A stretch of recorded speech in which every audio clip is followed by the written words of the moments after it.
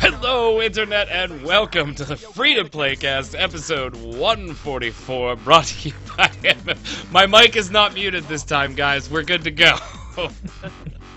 Oh, we've tried to start recording 3 times. Apparently, just fate didn't want it to happen. But here we are from MMOBomb.com, here to talk about some free-to-play games, give our opinions on some games we got a first look at this week, and talk about a few other things along the way.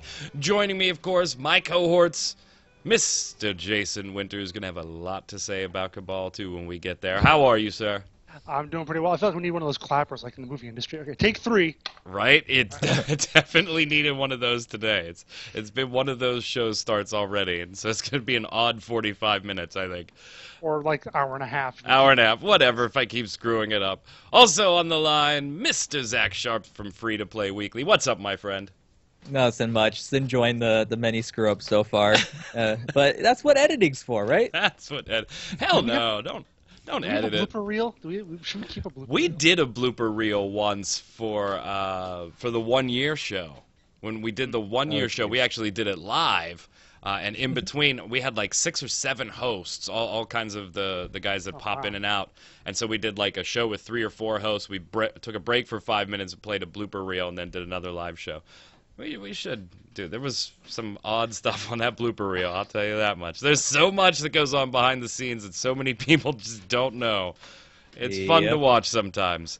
Even when you're alone recording. I mean, Zach, you know this too, Jason, from doing like the first looks and stuff. Just the stuff when you're sitting alone and you're like, fuck, did I just say that? Stop. Or you just completely can't talk for like a solid 5 minutes or so. Right. It happens. Which is especially awesome in a first look when you're in mid-thought and you're like, Yes. What the hell was I saying? Okay, the gameplay's still rolling. I gotta figure out something to say. Alright, speaking of first looks and other things, let's head over and get started with the news.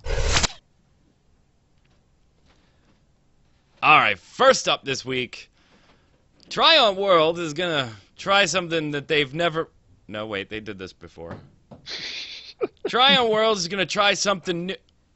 That's not new, either.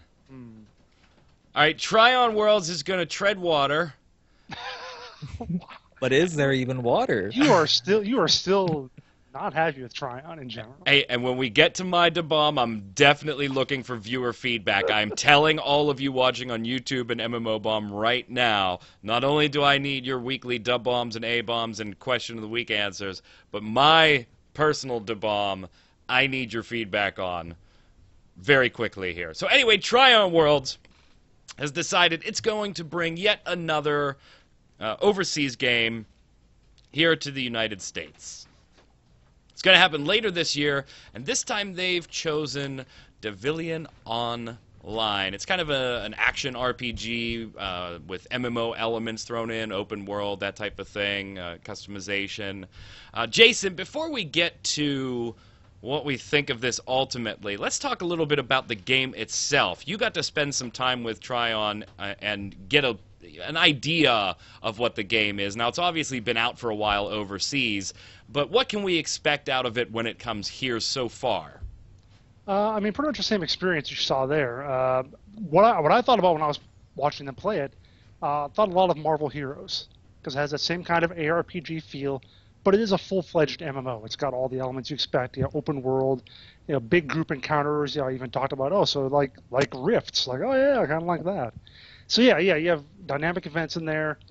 You've got dungeons, you've got raids, you've got all that same kind of stuff that you expect in a full MMO. So it's not exactly a Diablo or even Path of Exile kind of instance thing.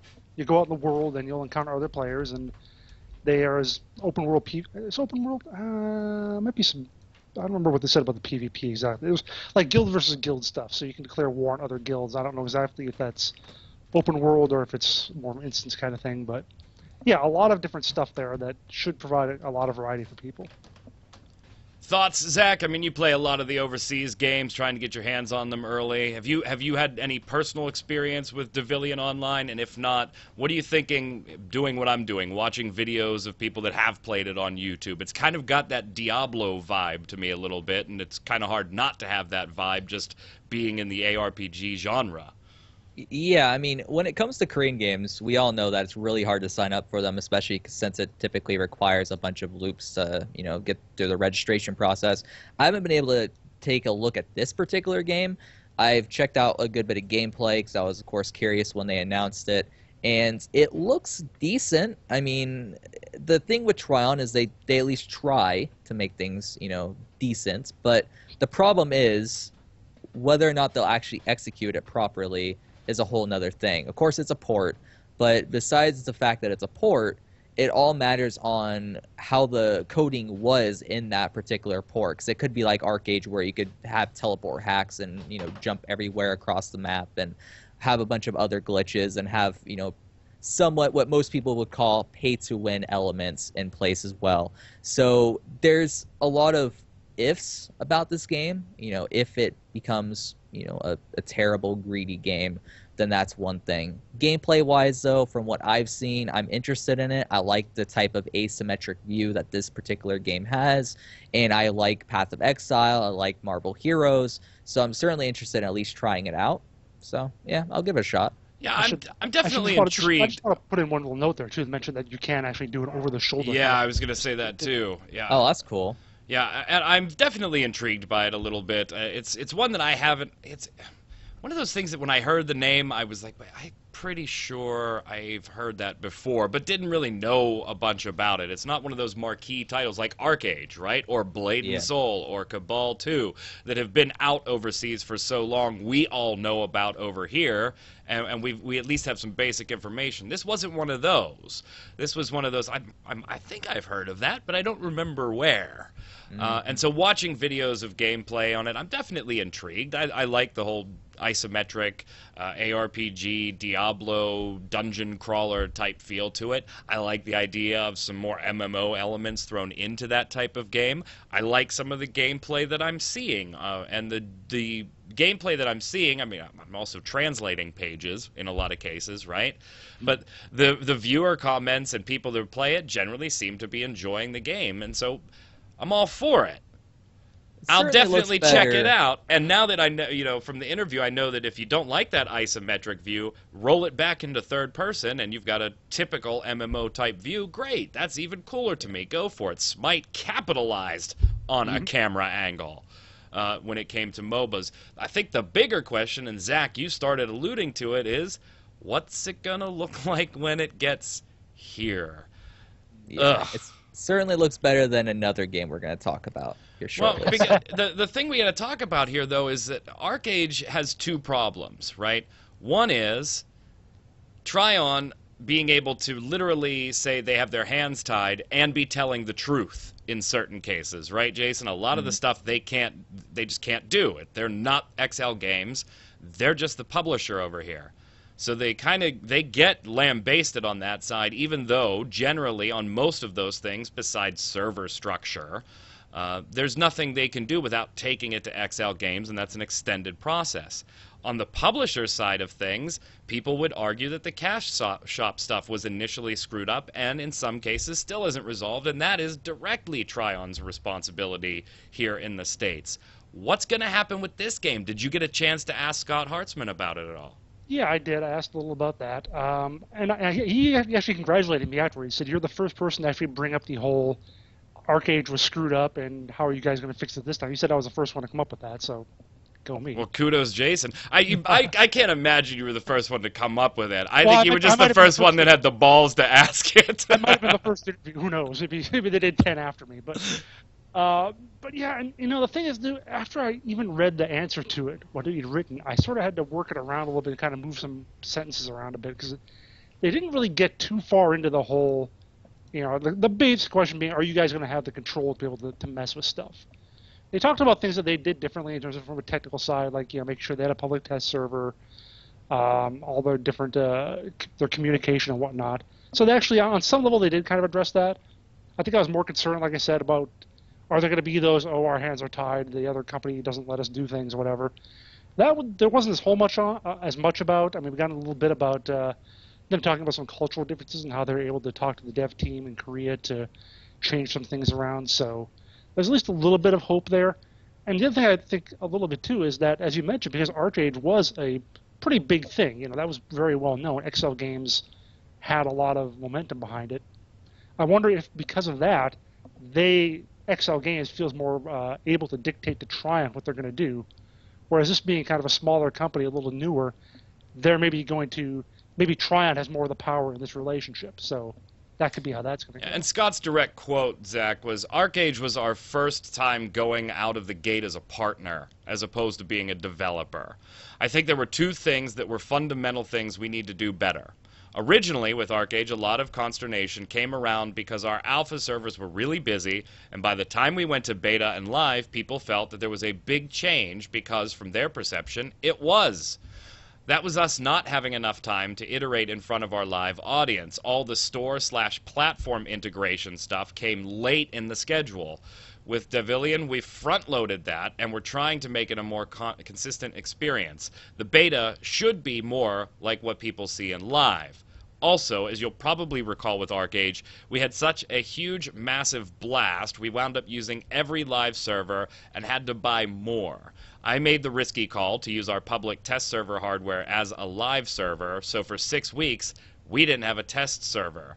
There will be a full-time public test server for Devilian. Does this assuage some of your concerns, Zach?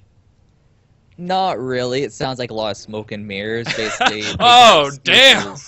They're making excuses for something that they should just completely own by now. And it's one of those things where the biggest thing with me when I commit to an MMO is how clear they are with what they're planning on doing, which it seems like they're decently clear on what they plan on doing with this particular title, but also whether or not they tell the truth. And Trion, ever since Rift, after, obviously Rift came out and was a good success, I was thinking, okay, this is going to be a great company, but then every single game after that was a complete lie. And they had lies and lies and lies, and it's been so much of an expected thing that I just don't really take their word until I see it now. And I think a lot of other people in the community think that, and I don't think they've done anything to prove that they're good guy Trion again, that they're still the exact same company they once were. It's really hard watching this because Trion had a lot of trust banked from Rift and even into Defiance and End of Nations being on again and off again, and then some of their other projects. It just felt like, okay, look, they just dropped this, what was it, End of Nations and Warface, right? Warface was on their page for a while, and then all of a sudden just disappeared. And you had at least a little, if you didn't like Rift, fine. If you didn't like Defiance, fine. But you at least had this sense of, here's a company that's not willing to put their name on something that they don't feel is top-notch. And then ArcAge came and they totally screwed a lot of that trust. I do like some of the stuff he's saying, Jason, in your interview about the cash shop, though, because that is a huge concern with ArcAge and something they definitely have control over. As for the cash shop, it'll contain the usual convenience items, XP potions, costumes, mounts, things like that. The game is open enough that Hartzman said he didn't feel like buying anything until he reached level 30. There's also an alternate currency, Arc Gemstones, you can get at all levels, though you get more at max level, that let you buy items equivalent to those in the cash shop anyway. So I like the idea that he isn't saying he had to buy something at 30. He didn't feel like buying anything until level 30. So he was pretty well into the game before he even felt like, maybe I want to spend a few bucks. And then bought some stuff. I gotta like where that's headed, of course, as Jason's pointed out in numerous articles. This is exactly what you would expect them to say at this point. Yeah. That's such a developer response, though. I mean, I didn't feel like I had to spend money. And I didn't, because I typed /GM space / instant level hella cap. gold. God. All right, so we all have doubts. Right, the game looks interesting to me, and I think all three of us might be in that same boat. The game looks kind of interesting. We're going to check it out just because we want to check it out and because it's the nature of our profession, but we would probably check it out anyway. But we have doubts because of Trion making themselves not the greatest publisher in the world at this point. I think that's fair to say for all three of us. Yeah. And as you go through the list of games there, you don't even mention Trove, which is launching next week, but it's their game, and it's as far as I can tell, it's been generally well received. Yeah. So. Yeah. absolutely. And Zach's over there. I Don't don't know. mind me. I'm just plugging in my laptop that's apparently going to die on me any second now. He's pulling up porn. I don't know what he's doing. Well, we did establish at the beginning of this that this About episode chicken is rated A. wow. This episode of the Free to Play Cast is rated AO for adults only. All right. Well, I did drop an F-bomb, so I guess it's close. I did have some hot coffee this morning. Wow, we're old. Blade and Soul's cash shop payment model was detailed a little over a week ago between the last shows we had. Let's kind of just go through the cash shop in general. I don't think there's too many surprises here, but I want to get your takes on it. Let's pull up the cash shop here. First off, general overall impressions, Zach. Blade and Soul's cash shop. What is he doing? He's like under his desk. I plugged it in. I got it. Blade and Soul's cash shop, where we've got a winter release coming up, so sometime at the end of this year, very early next year in the West. It's about time for a lot of Blade and Soul fans. Monetization is a huge issue, especially when we've taken Korean titles and putting them in the West. What'd you think of the initial reveal? I think that it's good. I mean, when it comes to the Chinese particular payment structure, which they're basically going to bring over here to the US and EU, it seems like a lot of people were satisfied with that, and they would be satisfied if that's the final result. That being said, though, I don't know how people are going to respond to the tiered VIP system that's in place, because it's generally don't tip Eastern that concept. because I kind of set that apart as a separate little thing that I agree with you. I absolutely agree with you, and that's why I like put it a little separately. Just in general, what are you thinking, Jason? I'm thinking like what Zach said about the last thing, is that it's the standard developer response. Nothing, only cosmetics. We're not selling power. Yeah, you won't probably even need to buy anything. Okay, so then let me counter with this then, because it is being published in the West here by NCSoft, who also publishes Ion here in the West, who is going to be the publisher for WildStar here in the West, Lineage 2 in the West, and they call that in Ion their truly free-to-play model. That's like their trademark thing, right? Truly free-to-play. And we're all generally very positive about their free-to-play model when they do it. Now, some of the games that they've also made but have given to like GameForge in Europe or Netmarble and some other companies, it hasn't exactly panned out for them. But here in the West, when they do the truly free-to-play model, I'm generally a fan of it, and they're talking about that being their same philosophy. Our cash shop in the game will use Ncoin. You'll recognize this as the currency used in WildStar. North American published Ion and Lineage 2. You can purchase Ncoin online or through retail outlets. You can use that to buy convenience items, foods, potions, repair tools, quality of life, character slots, inventory expansions, and cosmetic items like costumes and accessories. They're also adding an in-game currency that's earned through actual gameplay, and that currency can be used to purchase many of the same items in the cash shop as what Ncoin can purchase. So even those exclusive cash shop only items you can still get by playing in-game, including event-related items. And so we're all generally positive about the models that they have for Ion. And then here's where I think things maybe get a little muddled, and I'm hoping right now that it's only muddled because they haven't released a ton of details. I'm hoping when they release full details that it'll make a little more sense. But Zach, you alluded to a premium membership, which, okay, fine. We expect that, right? If you want to sub, we'll give you this. An item offered in our cash shop is premium membership, and this is right from the Blade and Soul website, which is active for 30 days. Having an active membership will give you all sorts of quality of life benefits to enhance your enjoyment of the game. For example, a special windwalk animation and discounts in the auction house. Okay, nothing new here, right? Members get a little cut off of the auction house fee, stuff like that. We're used to all of this stuff. The benefits of membership are specifically developed for Blade and Soul West and will keep in line with our philosophy. No power boosts here. Our membership comes in tiers.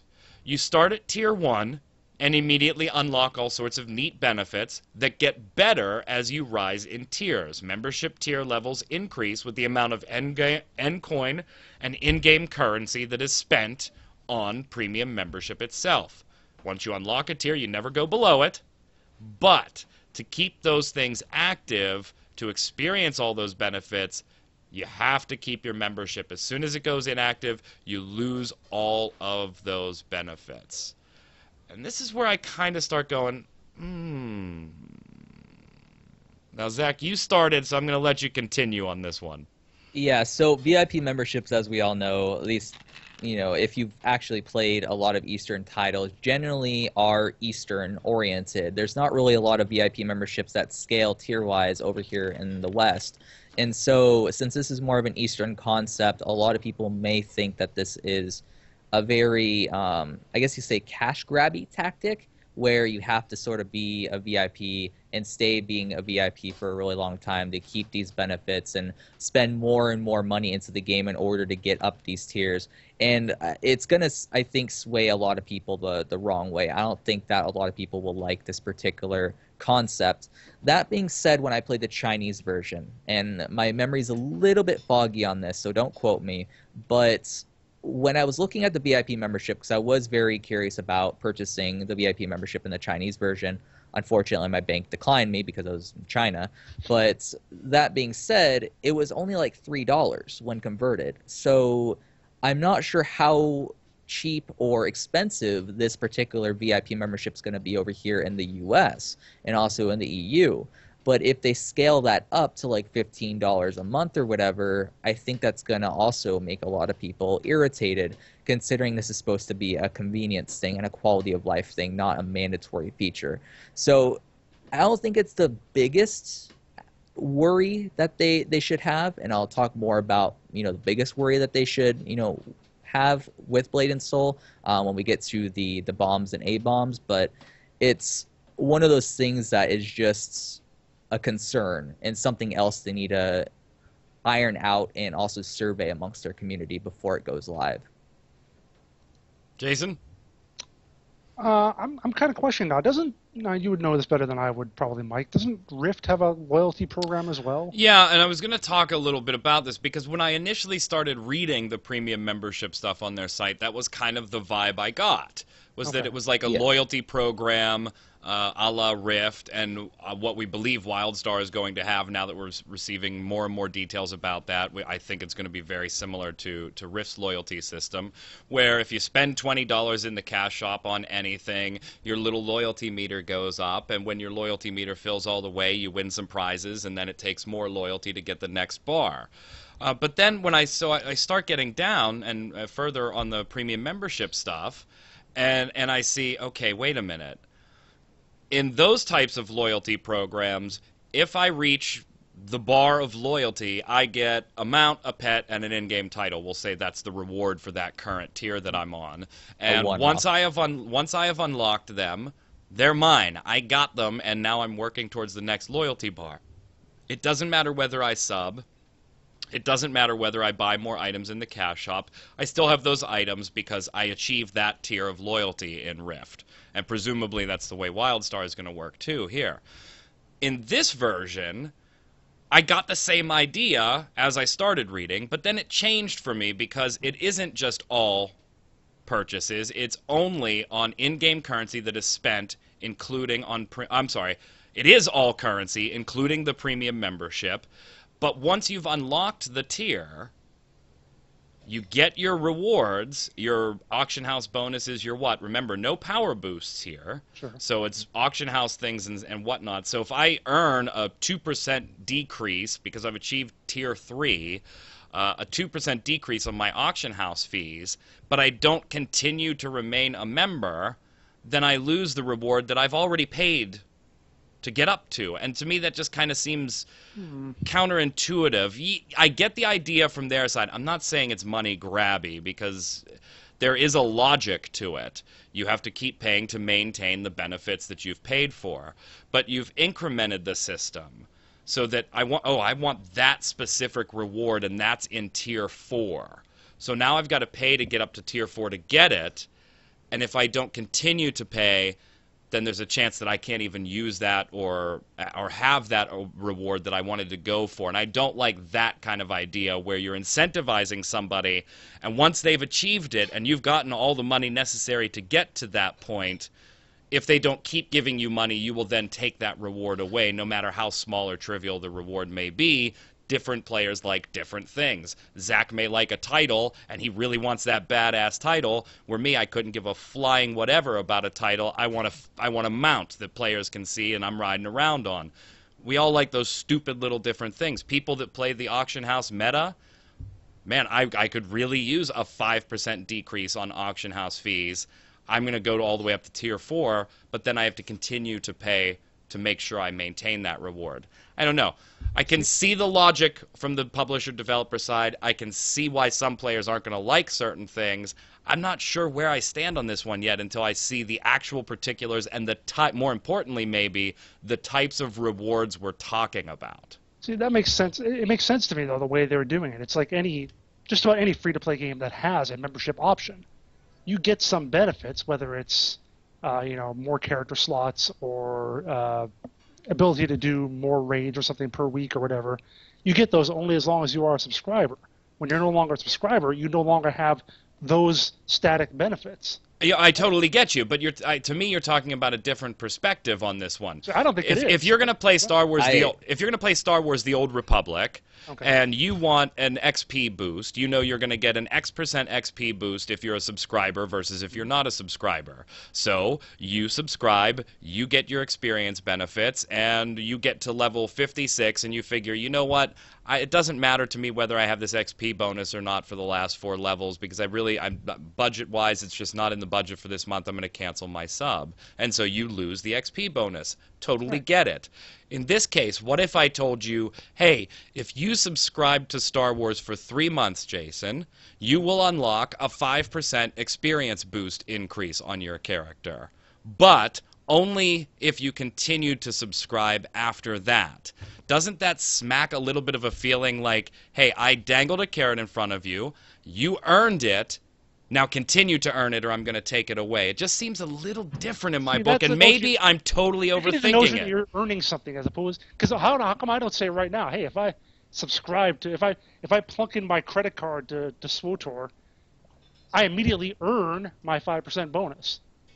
You're saying, well, what if it takes 3 months to do it? Now have I no longer earned it? You only earn it by spending the money. No, but you're misunderstanding me. You're misunderstanding me. Let me see if I can get to him. So you're thinking like no, you're misunderstanding me. Look, premium membership itself already comes with benefits. That's what you're talking about. When I give them my $5 or $15 a month, I'm getting the premium membership. Makes the benefits more. You get more benefits. I'm getting premium membership benefits already. Anything. Not really. No, because those benefits get better the longer I subscribe. It would be different. Star Wars giving you 5% for the first month, 10% for the second month, 30% for the 4th month, 90% after you subscribe for 9 months, and then taking you clear to 0 because you didn't want to sub for the next 3 months. That seems kind of dickish to me. I think kind of what Mike's trying to say is that typically with these veteran rewards, let's call it veteran rewards, that's kind of what in Western terms is what they are.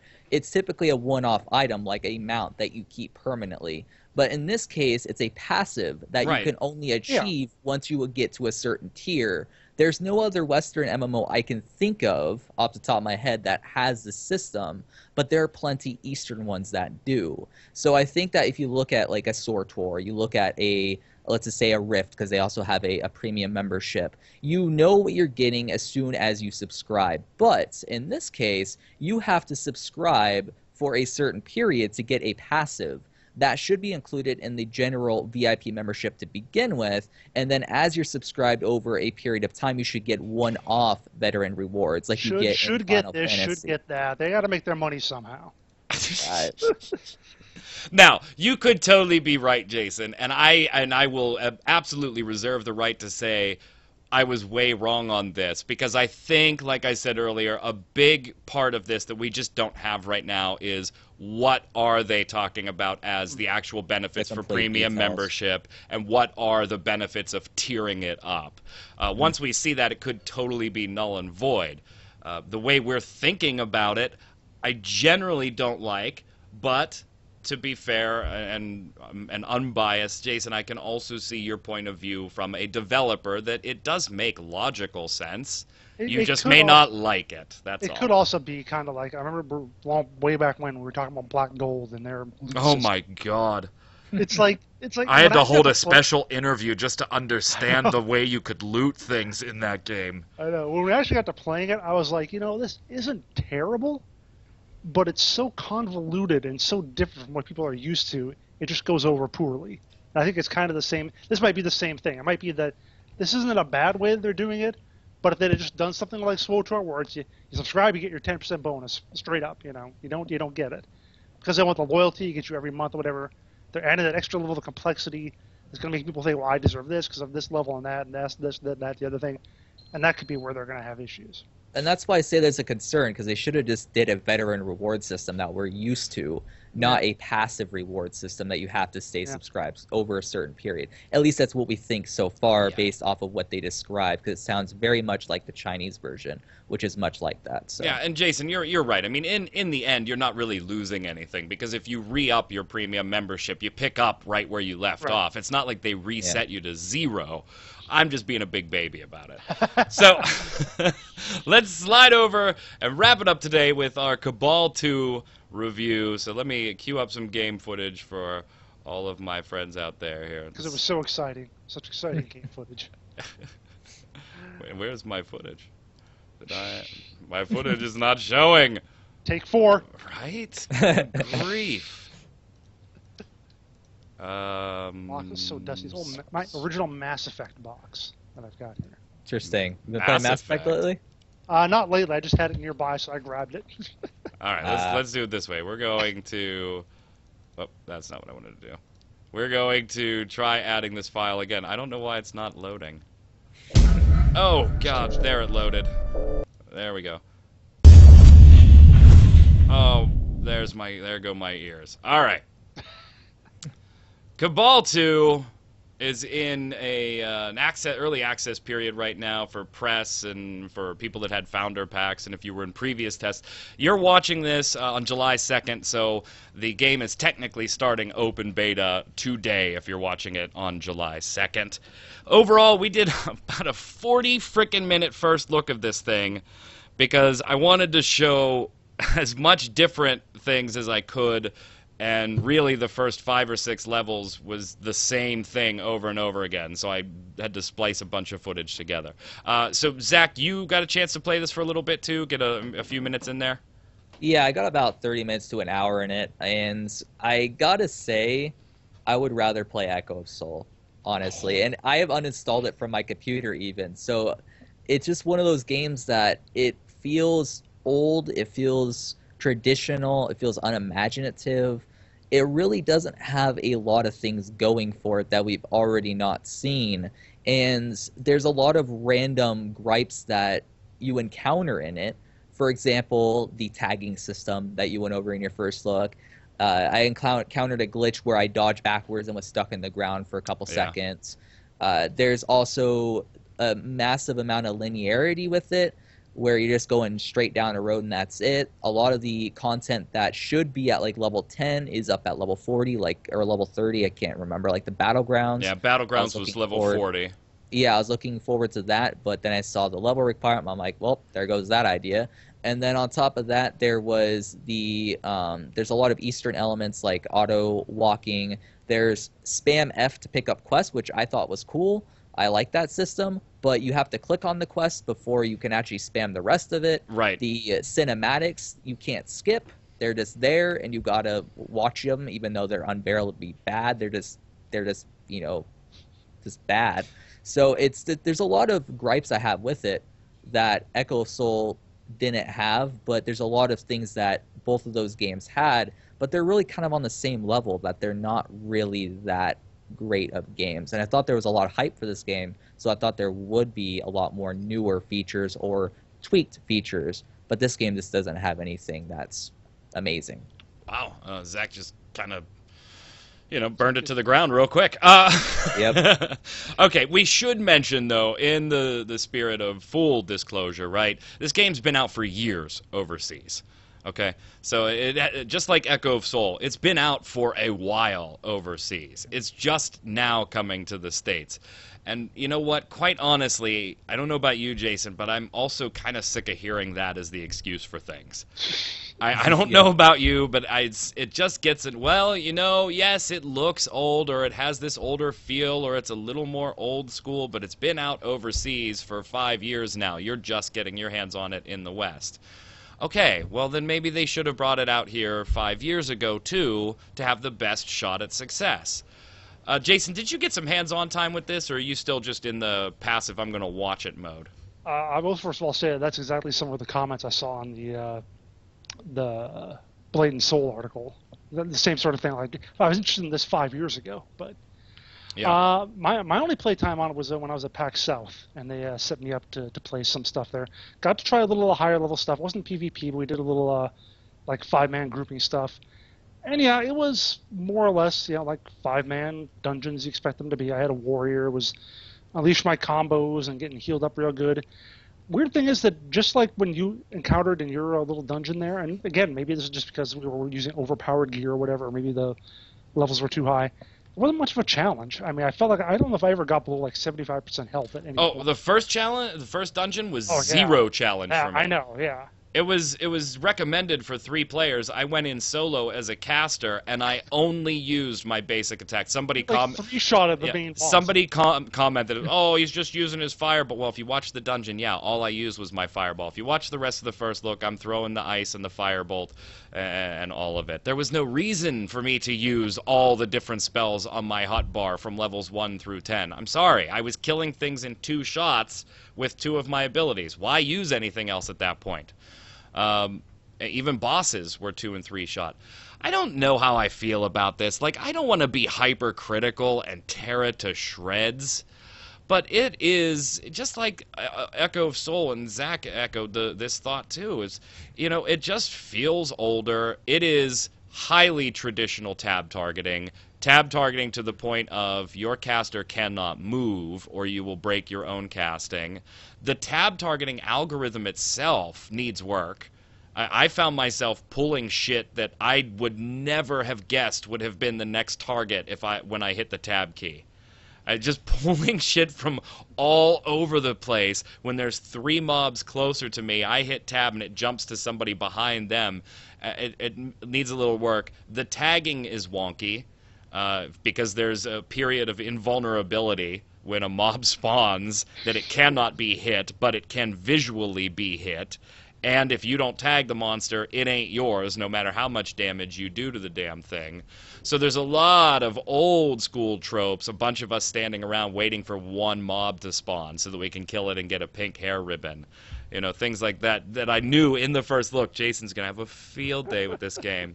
A field day with this game. Visually, I didn't think it looks as old as it is. Which means if it had come out here, when no it... Echo of Soul. Yeah. I would disagree on that, because I play at 1440p. Let me just give that disclaimer. Echo of Soul scaled well with that resolution. Well, this game, not so much. It just complete blur textures everywhere. So. Well, again, I'm not saying it's visually impressive. Don't misquote me. Oh, of course. It's not eye-bleeding, is what I'm trying to say. Yeah. It's not eye-bleeding, and I think if it would have come out here when it came out overseas, it would have been generally well-received on the graphical front. It's just not going to be received well on the graphical front when you compare it to stuff that's even free-to-play stuff that is coming out today. And then the performance. The performance, oh my God, Zach. Oh my God. Somebody even commented on the YouTube video that was like, what's with your frames per second? Spunkify always had 60 frames per second. And dude, I have a rig that can tear this game apart. This doesn't work well on any machine. Just watch. Don't even listen to the first look. Just read chat. Just read the chat in the game while I'm playing it on the first look. There are people throwing all of their specs. There's no way this thing's going to be optimized by July 2nd open beta. I hope it's optimized by the time it launches. And ironically, the cutscene, I don't know about your experience, Zach, the cutscenes were the worst for me performance-wise. Coming out of them. Coming in and out of them was awful. And not only that, but just to give a frame of reference for what my rig is, and I was hovering between, it would drop from 75 frames per second at 1440p down to under 30 at some points, especially like, when I enter a cutscene and then out of a cutscene. It was that massive of drop on a 980 GTX i7 4770K processor and 12 gigabytes of 1600 megahertz RAM. Yeah. If my rig can't handle this game, then they just need to go back to programming school. Yeah, I mean, it's just not I hate well to be optimized. mean, but it's one of those things where there's no excuse, and especially for how old this game is. But I wonder how much of it is the Cry engine, because it is on the Cry engine. I saw Crytek at the bottom right-hand corner, and I saw similar, not as bad, but similar sort of technical issues with Ion, which was also on the Cry engine. And so I wonder how much of it is that, but I still don't think there's any excuse, because Ion still runs really damn well, and it runs smooth. But there's no excuse. There's no excuse. Yeah, it's really under optimized, and I hope that they get that one in time for launch. I would assume that they will, because that's kind of like your first priority in open beta is optimize it for as many players as you can, especially when really, I mean, what else are you doing in open beta? Because it's been out for years already. You're not going to be changing any core mechanics or anything. Just get the damn thing optimized. But if you watch the first look and just read the chat, it's nothing but person after person after person saying, I have 80 frames per second, here's my rig stuff. Here's somebody saying, I've got 21 frames per second, and here's my rig stuff. And it just throughout the entire first look video. And it was all I could do to make this thing hang on, to be able to not just play it, but also record the damn thing at the same time.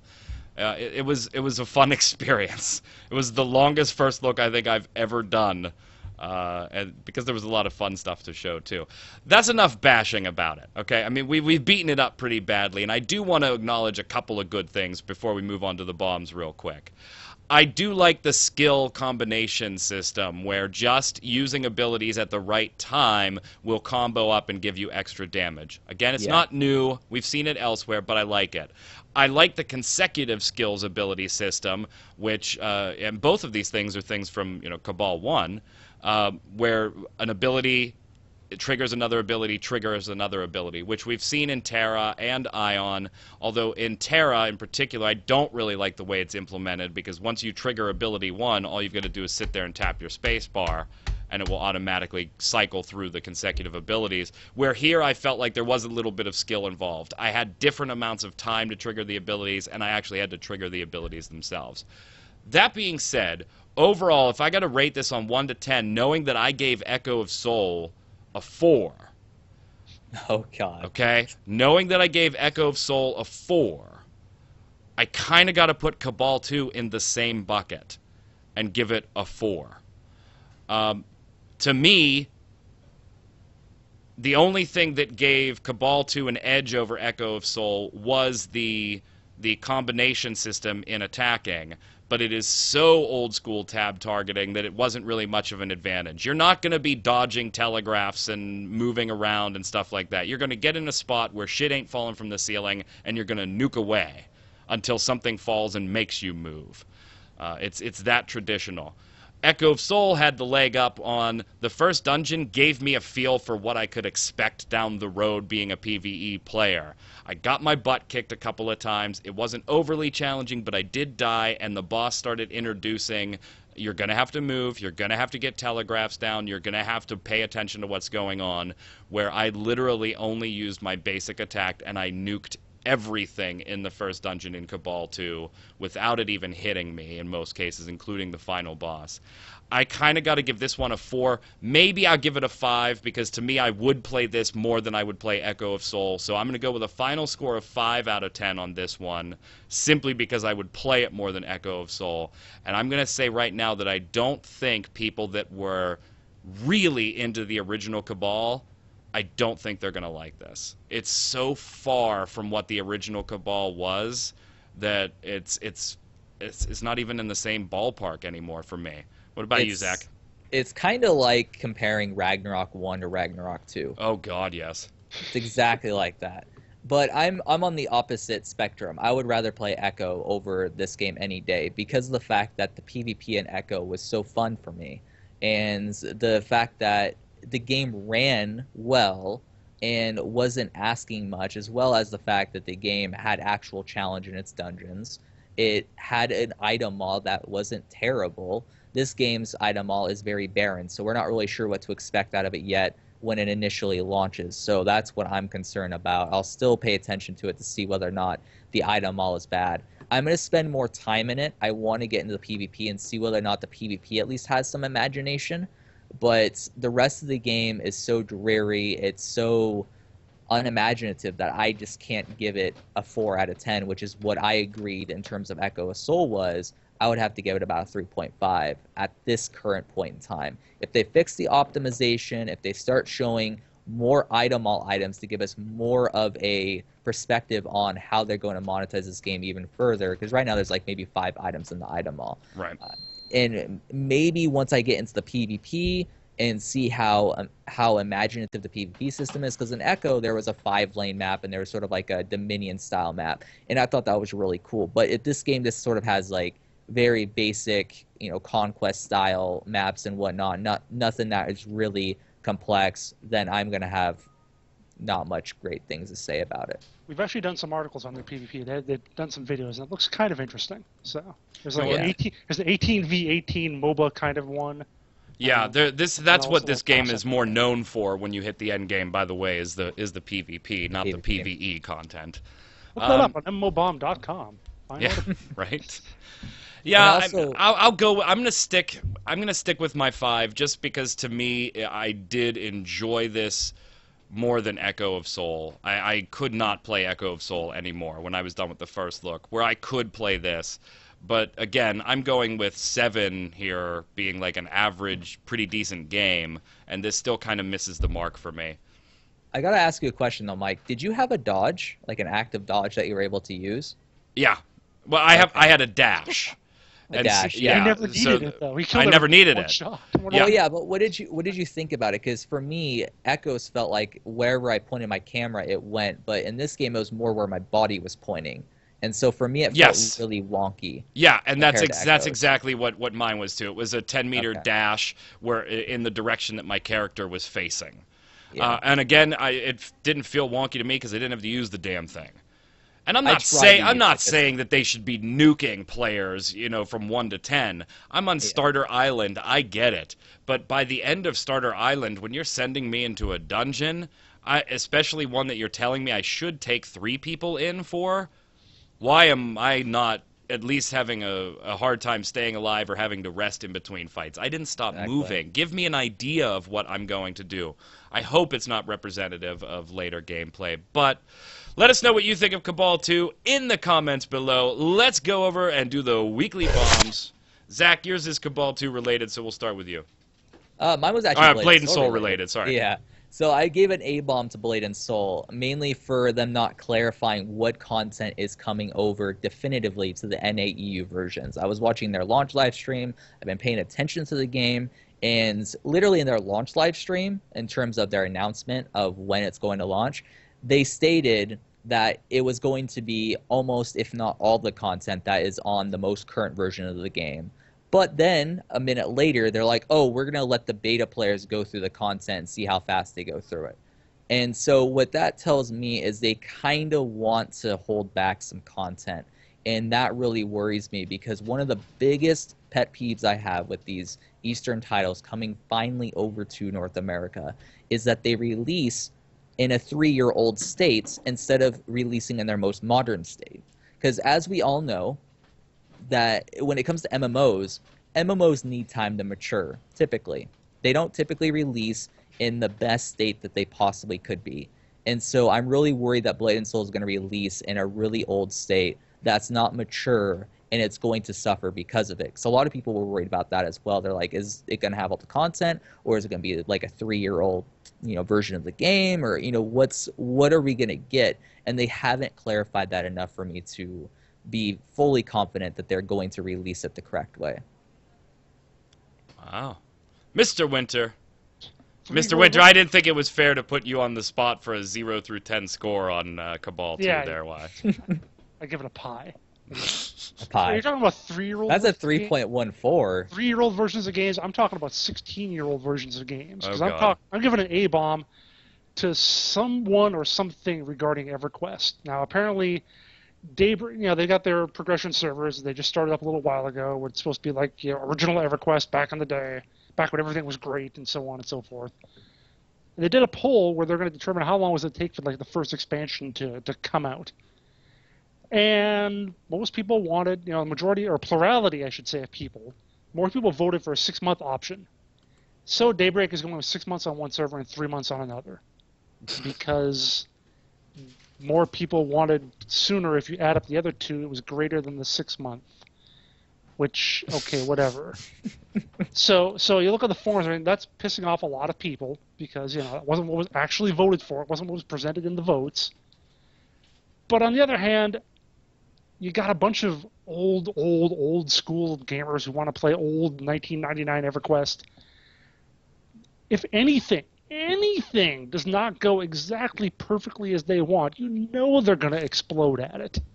So this is just the beginning. The next time you make something that, if it takes 15 minutes to kill a boss when it used to take 16 minutes, they're going to complain about that too. So just A-bomb to the whole mess.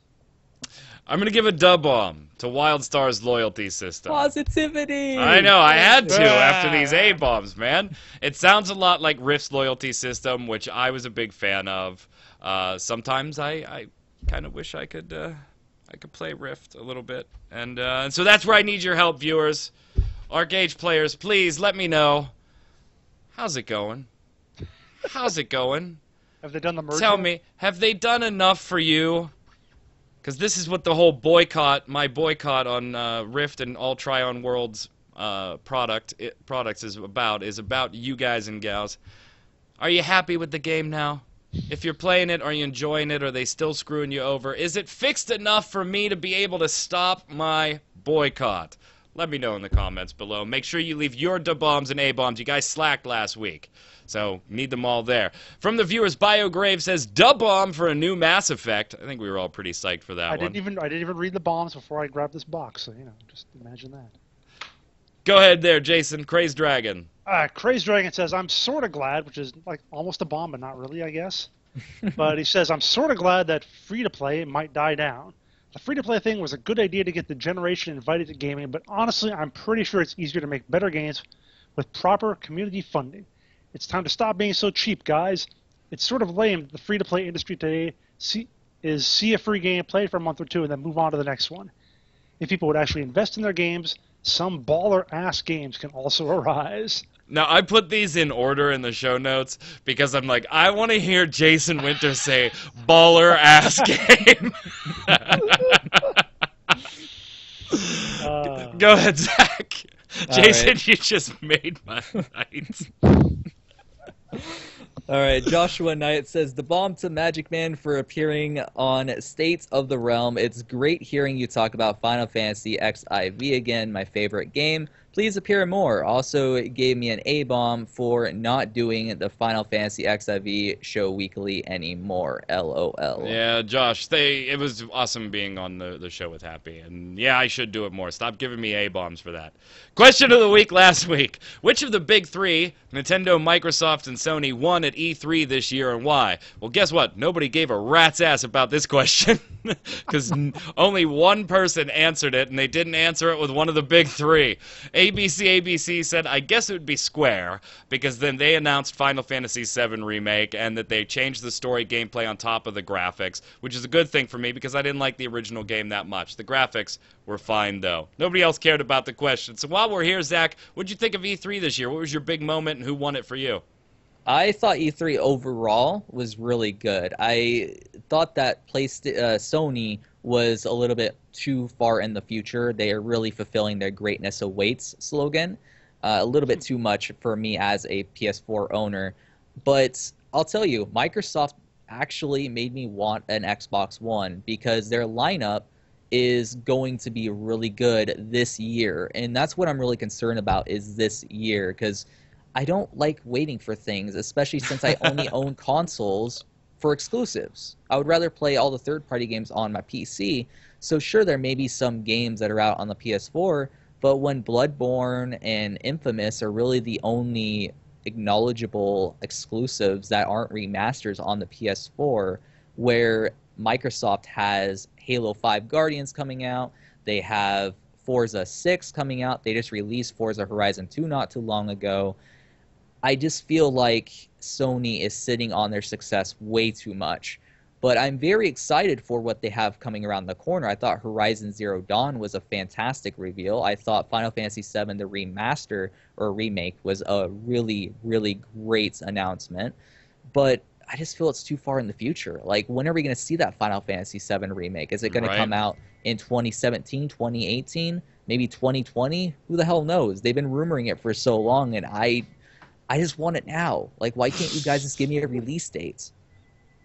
But the big question, though, what did you think of the Nintendo puppets? Oh, God. You and the damn puppets, Jason. That's all we got for this week. Question of the week this week. Are you looking forward to Devilian Online in the West at all? If you are, why? And if not, is it the game, Trion Worlds, or both that are turning you off? Let us know what you think in the comments below. Put your D-bombs, A-bombs down there for next week's show. And, of course, let me know if you're an Arcade player, if it's time for me to end my Trion Worlds boycott. Until next week, Jason, where can everybody find you? You can find me on Twitter at WinterInformal, and you can go to twitch.tv/JasonWinter to see me stream some baller-ass games.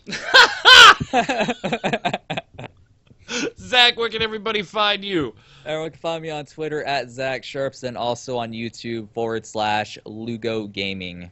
And if you haven't checked it out, check out Zach's latest video over there at Lugo Gaming or one of the later ones with Batman Arkham and why the gaming industry needs to change. Great video. Go check it out, gang. Thanks. And I actually got my URL wrong because my YouTube doesn't allow me to change my URL. It's actually /Lugo Entertainment. So. I'm Mike Byrne, a.k.a. Magic Man. You can follow me on Twitter at MagicMan1, MagicManN1. Come on over to MMOBomb.com. Lots of giveaways going up late this week that you can check out, and all the articles and videos and more. Until next week, gang, stay safe, and we'll see you out on the servers.